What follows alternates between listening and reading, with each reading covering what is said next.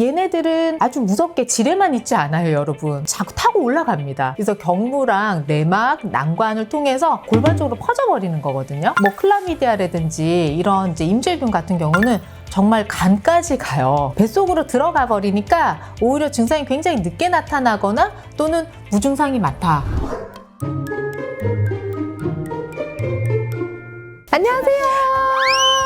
닥터 김민경의 치맛속 이야기. 오늘은 여성 생식기의 건강을 가장 흔하게 해칠 수 있는 생식기 감염균에 대해서 어떻게 치료를 해야 되는지 같이 설명드려 보도록 하겠습니다. 네, 원장님, 23년도 올해 지금 질병관리청이랑 보통 감염학회에서 지금 오랜만에 새로운 가이드라인 나왔잖아요. 그래서 산부인과 오시는 분들 중에서 정말 질염 증상 때문에 오신 게 제일 많지 않을까요? 많죠. 산부인과를 찾는 환자 중에 진짜 많은 수가 질염이지요. 이제 질염 환자들이 많아요. 근데 보통 이제 그냥 일반 세균성 질염과 이제 성매개 감염에 따른 질염 두 가지 증상이 좀 어떻게 되나요? 성매개성 감염의 이제 주요 증상은 질분비물이 많아지고 또 생식기가 막 간지러워지고요. 또 배가 아랫배가 불편하실 수도 있고 이 염증 때문에 출혈이 일어나는 경우도 있고요. 방귀할 때 통증이 예전보다 훨씬 더 심해지거나 생식기에 이게 궤양이라든가 사마귀 같은 종괴 같은 게 나타날 수도 있고 남성의 경우는 소변 볼 때 불편해 이게 요도염을 일으켜가지고 배뇨통이 일어나거나 이런 경우도 있고요. 물론 증상이 없는 경우도 존재합니다. 그래서 이제 내원을 하시고 난 다음에 저희가 이제 진찰실에서 이제 PCR 검사를 하게 됩니다. PCR 검사 결과 마이코플라즈마 제니탈리움, 트리코모나스, 임균, 클라미디아가 검출됐을 때는 성관계를 통해서 감염 및 전파가 가능하고요. 완치 판정을 위해서 치료를 시작하고 난 후 종료 3주 이후에는 꼭 재검사를 실시를 해야 됩니다. 혹시라도 재감염 위험이 높은 경우에는 3개월 내지 6개월 후에도 추가 검사를 또 받으셔야 합니다. 이 경우에 또 파트너 검사도 또 필요한데요. 특히 클라미디아, 트리코모나스 균의 경우는 증상 여부랑은 전혀 관계없이 바로 남자분도 치료를 시작해야 합니다. 우리 남자친구들은 또는 남편분들은 소변을 받아서 검사를 하잖아요. 그래서 위 음성이 날 확률도 사실 좀 있어서 본인이 음성이 나오면 나는 괜찮은데 왜 약 먹어야 돼? 라고 얘기하시는 경우가 있어요. 근데 반드시 파트너분도 복용을 하셔야지 이렇게 핑퐁이라고 하잖아요. 그쵸? 파트너끼리 핑퐁되면서 계속 감염이 유지되는 거를 방지할 수 있습니다.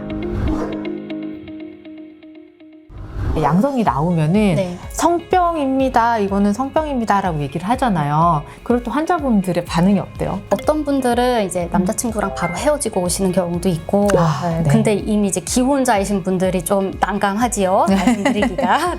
이게 환자분들이 가지고 있는 오해 중에서 양성이 나오는데 제가 증상이 없어요? 그러면은 이거 잠복기인가요? 이렇게 얘기하시는 분들이 있거든요. 근데 사실 이제 뭐 클라미디아나 임질균, 뭐 마이코플라즈마 제니탈리움, 트리코모나스 마찬가지로 증상이 없는 경우가 70~80% 정도로 더 많잖아요. 근데 그거는 잠복기가 아니거든요. 그래서 감염이 되고 검사상에서도 안 나오는 그 기간을 잠복기라고 하는데 얘는 검사에서 나오잖아요. 계속 있었던 거예요. 근데 나한테 증상만 없었던 거죠. 무증상이라고 또 약을 안 먹겠다고 하시는 분들도 있잖아요. 근데 무증상도 하나의 증상으로 들어가기 때문에 꼭 치료는 하셔야 합니다. 얘네들은 아주 무섭게 지뢰만 있지 않아요, 여러분. 자꾸 타고 올라갑니다. 그래서 경부랑 내막, 난관을 통해서 골반쪽으로 퍼져버리는 거거든요. 뭐 클라미디아라든지 이런 이제 임질균 같은 경우는 정말 간까지 가요. 그래서 염증을 복강 안에 많이 퍼뜨리기 때문에 뱃속으로 들어가 버리니까 오히려 증상이 굉장히 늦게 나타나거나 또는 무증상이 많다 이렇게 말씀드리긴 하거든요. 간혹 그런 경우가 있었어요. 이제 뭐 복강경 수술을 이제 근종이라든지 난소 혹 수술을 위해서 복강경 이제 수술을 시작하고 배 안에를 들여다보면은 이전에 골반 감염을 앓으셨던 흔적들이 있거든요. 그러면 흉터가 다 남아요. 그럼요. 복막 안에 다 이제 거미줄 마냥 이렇게 끈끈이처럼 염증이 있거나 아니면 난관 주변에도 이제 난소랑 같이 엮여져가지고 끈끈하게 붙어 있는 경우가 있는데요. 이제 그런 경우는 나중에 이제 원치 않게 난임이나 불임의 원인이 또 될 수가 있겠죠. 그렇죠. 그래서 유착 밴드라든지 이런 들러붙게 하거나 또는 이제 난관에 흉터가 남으면 난관 수종이라고 하는 물이 차고 난관을 이렇게 잘 움직여야 되거든요. 그런 운동성이 떨어지면서 자궁 임신이라든지 임신 자체가 이제 힘들게 되는 난임 같은 확률을 훨씬 더 올리게 되고 만성 골반통, 유착은 초음파로도 안 보이거든요. 근데 이 유착 때문에 뱃속에 뭐 초음파로도 특별한 거 없는 것 같은데 계속 배가 이제 만성적으로 아프시다든가 이런 걸 원인이 되기도 합니다. 네, 그래서 이제 저희가 성병균이라고 하는 이 4가지 균에 대해서는 꼭 치료를 해야 할 것 같습니다.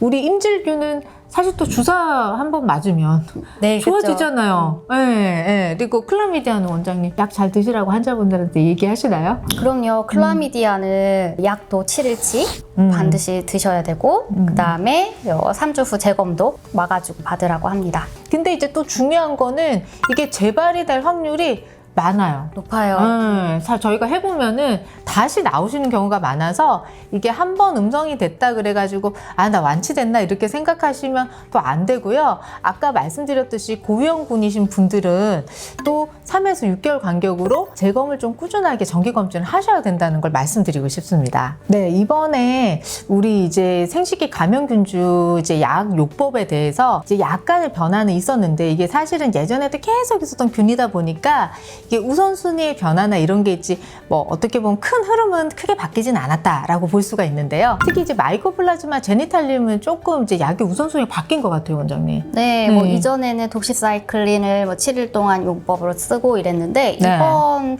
감염 지침에서는 아지스로맥스를 500mg 첫날 먹고 그 다음 이어서 4일 동안 다른 용량으로 먹고 네. 그다음에 혹시라도 계속 내성이 생겨가지고 있는 경우에는 감수성 검사를 해라 뭐 이 정도가 추가된 것 같습니다. 마이코플라즈마가 예전보다 내성이 좀 많아진 것 같아요. 네. 그래서 우리가 치료가 안 될 때는 항생제 감수성 검사라 그래서 어떤 약에 대해서 우리가 센시티브하게 반응을 하는지 안 하는지를 확인할 수 있는 검사가 있거든요. 그 검사를 통해서 잘 맞는 항생제를 그때는 좀 골라서 하고 그쵸. 굳이 이제 모두가 다 항생제 감수성 검사를 할 수는 없기 때문에 우선은 가장 1차적으로 쓰는 약제에 따라 가지고 복용을 시작하시면 될 것 같습니다. STD균 앞에 이제 말씀드렸던 요 4가지 균을 꼭 치료를 해서 이제 남녀 모두 치료를 해야 되는 거고요. 이거 말고도 STD PCR 검사 이제 우리 12종 하잖아요. 맞아요. 이제 거기서 나오는 다른 균들도 있죠. 사실 그 검사 결과에는 그냥 일반 세균성 질염을 일으키는 공생균들도 많이 포함이 돼 있죠. 그 중에 좀 환자분들 제일 좀 헷갈려하는 게 유레아 플라즈마 유레알리티쿰 아닐까요? 네, 맞습니다.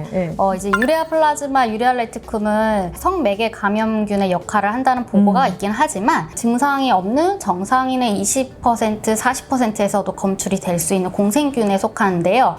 다량 증식하는 경우에는 증상을 일으킵니다. 질염, 골반염, 남성에서는 이제 요도염이나 전립선염 등을 유발하기 때문에 성병 치료에 준해서 진행을 하게 되고요. 항생제 복용을 하고 난 다음에 3주 뒤에 이것도 재검을 통해서 이제 음성 전환이 되었는지 확인은 필요할 것 같아요. 증상이 이제 우리가 뭐 없어도 상제에 있는 상제균하고 공생균은 조금 다르잖아요. 네. 상제균 누구나 다 가지고 있는 거고 공생균은 이제 없으면 더 좋지만 아주 가증식 되지 않으면 내 몸에 아주 심각한 합병증을 가지지 않고 같이 좀 살고 있는 애? 네, 특히 이 유레아 플라즈마 유레알라티쿰 같은 경우에는 여자, 남자에서도 충분히 살고 있고 그 밖에 외부에서도 쉽게 대중탕이라든지를 통해서 젖은옷이나 또 수건통에서도 감염되니까 네. 파붐은 또 병원성이 더 낮기는 하잖아요. 네, 유레아 플라즈마 파붐, 이제 마이코플라즈마 호미니스 같은 경우는 정말 그냥 공생균이라고 보시면 되고요. 네. 증상을 이렇게 크게 일으키지는 않습니다. 맞아요. 그리고 또 우리가 이게 습하거나 하면은 잘생기는 캔디다는 곰팡이가 뭐 질이나 외음부에 이제 번식해서 두부 같은 분비물이나 이제 가려움증 또 통증을 유발하는데요. 공중 목욕탕이나 저항이나 수용 저항 또는 면역이 저하될 때 성 접촉이 없이도 이렇게 이제 자연 발생이 가능합니다. 캔디다 한번 걸리면 엄청 불편하잖아요. 간질간질하고 네. 따끔따끔. 누구는 막 이렇게 후춧가루, 뭐 고춧가루 뿌린 것 마냥 화끈거린다고 하시는 분들도 있고요. 네. 네, 또 이 가드넬라도 그쵸. 네, 우리 몸에 원래는 1% 미만으로 딱 면역에서 눌러져 있어야 되는데 얘네들 과증식 때문에 또 문제가 일어나잖아요. 네, 이제 가드네릴라 같은 경우에는 세균성 질염의 가장 흔한 원인균인데요. 냉이 많아지거나 이제 특히 생선 비린내가 네. 납니다. 성 접촉 없이도 면역력이 저하되거나 좀 수면을 부족할 때 이제 항생제가 장기 복용돼 있을 때 또 발생을 할 수 있어요. 그래서 이런 경우 이제 가드네렐라, 그다음에 뭐 유라플라즈마 유랄레티쿰, 캔디다 이 경우에도 이제 증상을 많이 발생을 시키기 때문에 약 한번 치료하시면 훨씬 편하시겠죠? 네, 이제 증상이 없다면 모를까 이제 증상이 일어나면은 그때는 반드시 치료해서 이런 불편한 증상을 개선하시는 게 더 도움을 줍니다. 네, 오늘은 23년도 질병관리청이랑 이제 감염학계에서 제시한 이 가이드라인이 새로 나와서 이 생식기 감염균지에 대해서 한번 같이 말씀드려 봤는데요.